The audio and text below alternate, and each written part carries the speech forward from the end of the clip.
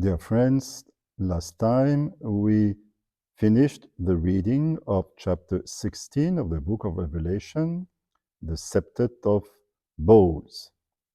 In this conference, we now turn to chapter 17. Then one of the 7 angels who had the 7 bowls came and said to me, "Come, I will show you the judgment of the great harlot, who is seated upon many waters, with whom the kings of the earth have committed fornication, and with the wine of whose fornication the dwellers on earth have become drunk." And he carried me away in the spirit into a wilderness, and I saw a woman sitting on the scarlet beast, which was full of blasphemous names, and it had 7 heads and 10 horns. The woman was clothed in purple and scarlet, and adorned with gold and jewels and pearls, holding in her hand a golden cup full of abominations and the impurities of her fornication. And on her forehead was written the name of mystery, Babylon the Great, mother of harlots and of earth's abominations. And I saw the woman drunk with the blood of the saints and the blood of the martyrs of Jesus. When I saw her, I marveled greatly, but the angel said to me, "Why marvel? I will tell you the mystery of the woman and of the beast with 7 heads and 10 horns that carries her. The beast that you saw was and is not, and is to ascend from the bottomless pit and go to perdition, and the dwellers on earth, whose names have not been written in the book of life from the foundation of the world, will marvel to behold the beast, because it was, is not, and is to come." Let us stop our reading for the moment at the end of verse 8. So we see a woman seated on top of a beast. And this woman is described as a harlot, the woman with whom the kings of the earth have committed fornication, and with the wine of whose fornication the dwellers of earth have become drunk. We have met the topic of fornication before, especially in the letters to the churches of Asia, chapter 2 and chapter 3 of Revelation. And I think that here, prostitution, that fornication has to be interpreted first at the spiritual level. Let us remember that Revelation is a prophetic book, speaking the language of the Old Testament. And in the Old Testament, the prophets very often compared Israel's unfaithfulness to God as a kind of spiritual adultery, spiritual fornication, unfaithfulness. And I think here that is the case. The beast now is certainly the same beast than the one we have met in chapter 13, the beast coming out from the sea. Now, what is very striking is the fact that this woman shows up as a complete contrast with respect to the woman we have in chapter 12. So much so that it is very interesting to compare in the details both women, the one of chapter 12, the one of chapter 17. Let us have a look at this. Chapter 12, we read that a woman is seen by John in heaven. Chapter 17, John sees a woman who is not in heaven. Chapter 12, the woman is a sign. Chapter 17, the woman's name is a mystery. Chapter 12, The woman is clothed with celestial beauty. Chapter 17, the woman is clothed with earthly beauty. Chapter 12, the woman is mother of Christ. Chapter 17, the woman is the mother of all idolaters in the earth. Chapter 12, the woman is enemy of the dragon, head of the beast. While in chapter 17, the woman is sitting on the beast. Chapter 12, the woman takes refuge in the desert. Chapter 17, the woman lives in the desert. Chapter 12, the woman is threatened, but in vain, by waters. Chapter 17, the woman is seated upon many waters. So you see there are striking similarities between these two women, the one of chapter 12, the one of chapter 17. But they are in complete opposition. So much so that the woman of chapter 17 really shows up as the total contrary, the opposite, the antithesis of the woman of chapter 12. Chapter 12, remember that the symbol of the woman had been interpreted in different ways. And one way of interpreting that woman is to see in her the image of the people of God, according to a traditional symbolism we see in the Old Testament. I like also to refer to a famous saying of St. Augustine. We read in one of his masterworks, The City of God. Augustine writes, "Two loves build two cities. The love for God until the despise of oneself, the heavenly city. The love of self until despising God, the earthly city." And in the city of God, Augustine looks at the entire history of salvation as a conflict between these two cities, the heavenly city and the earthly city, until the final triumph of the heavenly city, which Augustine describes in a beautiful way at the end of the city of God. And even though, of course, the City of God of Augustine was written several centuries after the book of Revelation, I think that Augustine's insight is quite helpful. I think that the woman of chapter 17, the great harlot, whose name is Babylon, as we read at verse 5, on her forehead was written the name of mystery, Babylon the Great, mother of harlots and of earth abominations. So it is, yes, it is quite similar to what Augustine would later describe as being the earthly city. That is the association of all those who resist God's design of salvation.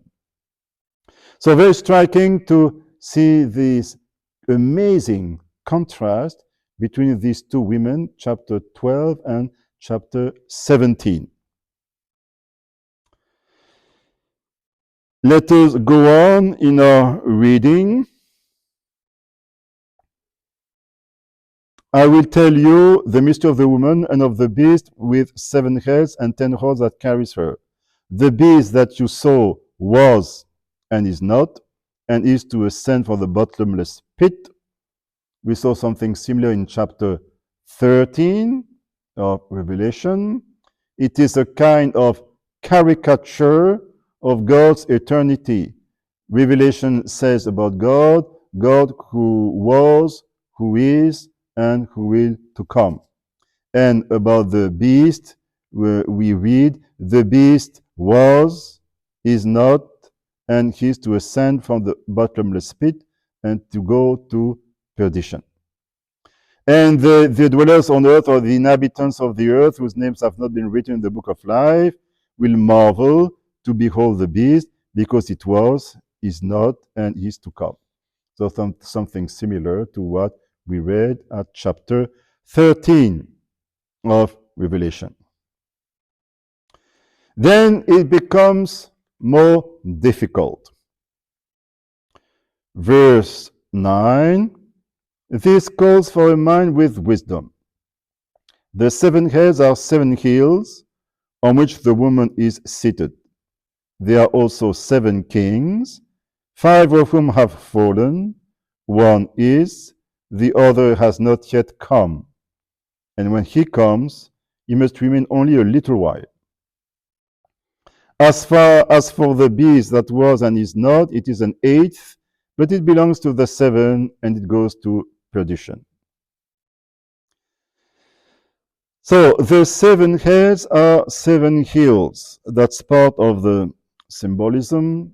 We know now that symbols may be interpreted in different ways.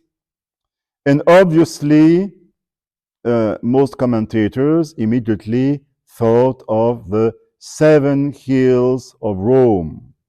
Yes, ancient Rome was built on 7 hills, whose names I display here so that you may know them if you are interested. So, do these 7 hills symbolize the 7 hills of Rome? And does the woman represent Rome? I'd like to remind you of the fact that Babylon in the book of Revelation is a trans-historical image. That is, an image which whose meaning crosses through the entire span of history. You just cannot reduce Babylon to Rome. Babylon exists in a way or in another at every period of history. Now, at the time Revelation was written by John, end of the 1st century, yes, Babylon was Rome. Not Rome as such, but Rome in as much as Rome first compromised with idolatry. Think of the Greco-Roman religion and polytheism, and also because Rome had begun to persecute Christians.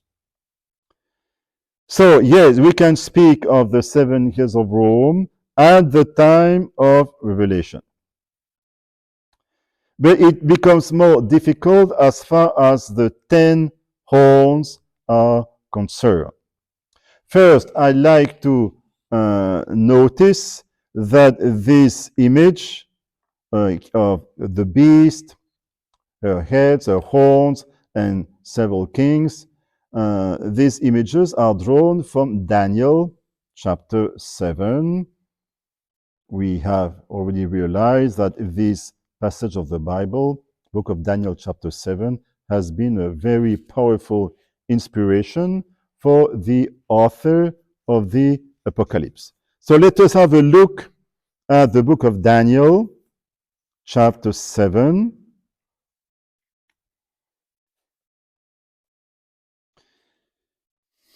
Daniel sees he first sees 3 different beasts, then a 4th one, the most terrible ones. And then we read at verse 20, concerning the 10 horns that were on its head, and the other horn which came up and before, which 3 of them fell, the horn which had eyes and a mouth that spoke great things, and which seemed greater than its fellows, and so on. And verse 24, as for the 10 horns, out of this kingdom 10 kings shall arise, and another shall arise after them. he shall be different from the former ones, and shall put down 3 kings. He shall speak words against the Most High, and shall wear out the sins of the Most High, and shall think to change the times and the law. And they shall be given into his hand for a time, 2 times, and half a time. But the court shall sit in judgment, and his dominion shall be taken away, to be consumed and destroyed to the end. So we see strong similarities between Daniel 7 and Revelation 17. Here again, the book of Revelation intends to show that all the Old Testament prophecies are completed in Christ. Okay, but can we find a historical interpretation? Probably so, even though it's not very easy. Usually, commentators try to, well, they just take the list of Roman emperors, and then they begin to count to see what would the 10 king, who would the 10 kings be in Revelation 17. But that's not so easy to do. Here I display on the screen the list of the first Roman emperors. Now I begin the list with Julius Caesar, even though we have to acknowledge that Caesar was not really emperor. The first one, officially speaking, was Augustus. Now, there are several problems with this list. If you want to use it to guess the names hidden in Revelation 17. First problem, where would the starting point be? I mean, with which emperor should you begin to count? And it is not so easy. For example, some begin with Julius Caesar and end with Nero. That's a possibility, but with the difficulty I just mentioned, that Julius Caesar was not really an emperor. There is a second difficulty. At the end of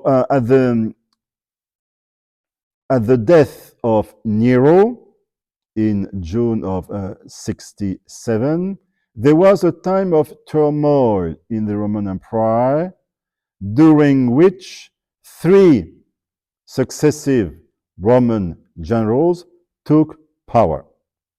There was first Galba from June 68 until January 69, then Otho from January to April of 69, and then Vitellius from April until December of 69. So you see, each one of these 3 Roman generals remained in power for less than a year, a very short time indeed. And here a question is, but should we include them in the list or not? And given the way you answer that question, of course, you shall have a different account of the list of the 10 kings in Revelation. So in these introductory conferences, I shall not spend much time on this question. I'd like at least to mention the difficulties, and I will mention just 2 widespread suppositions, hypotheses, which have been proposed to interpret this mysterious passage. First suggestion, you start your list with Julius Caesar, and you begin to count, and you end up with Nero. Second proposition, You begin your list with August. You don't include Galba, Otho, Vitellius. And you end your list with Vespasian, Titus, and the last one, Domitian, the reigning emperor at the time of Revelation, Domitian, who will be characterized as a new Nero, which would explain why Revelation says that the last one is one of the list already. That is the interpretation I personally favor, but I have to be honest, there is not yet a consensus among biblical scholars on the correct interpretation of this list. But at least you may understand the main meaning. First, the relationship with Daniel chapter 7. Again, Revelation drawing its images from the Old Testament. And the fact that most probably John referred to a list of Roman emperors. Now let us go on in our reading.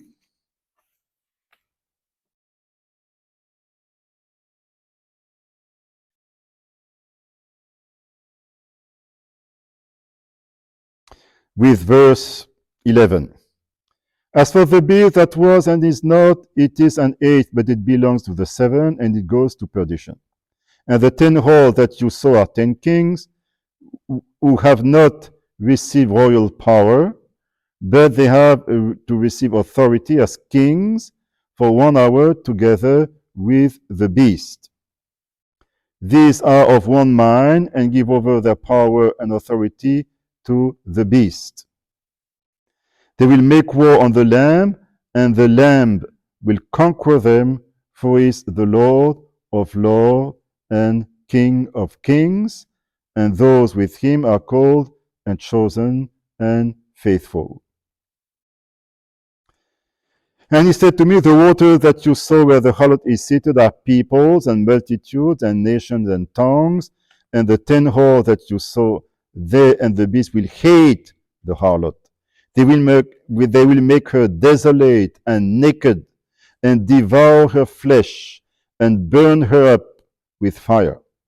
For God has put it into their hearts to carry out his purpose by being of one mind, and giving over their royal power to the beast, until the words of God shall be fulfilled.